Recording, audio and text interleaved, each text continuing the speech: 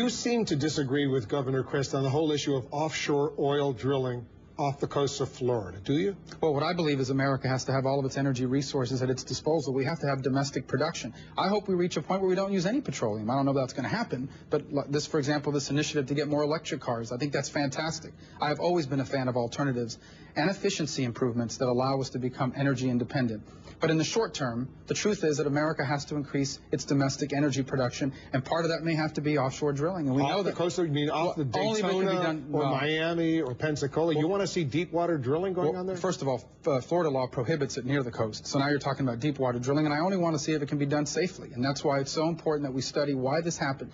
And if you tell me we're going to have to put up with a couple more of these, of course not. But can it be done safely? There's evidence that it can be done safely. It's being done safely all over the world.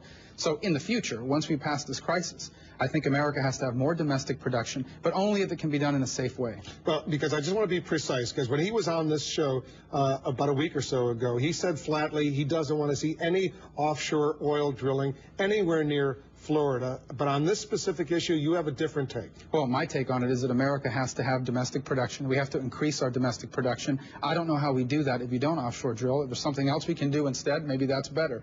But ultimately, those who are against domestic production need to show where are we going to get our energy from. They need to point to where they're going to get it from. And if it's going to be from foreign countries, that means bringing it on tankers. And tankers are just as dangerous as drilling. So if Charlie Crist does an ad saying, I oppose offshore oil drilling off the coast of Florida, Marco Rubio supports offshore oil drilling off the coast of Florida, would that be accurate? Well, it'll only be accurate if it's being done safely. And the second thing that he would not point out in that ad is that he was one of the leaders of the drill baby drill chants just a couple years ago when he was hoping to become Senator McCain's vice presidential choice.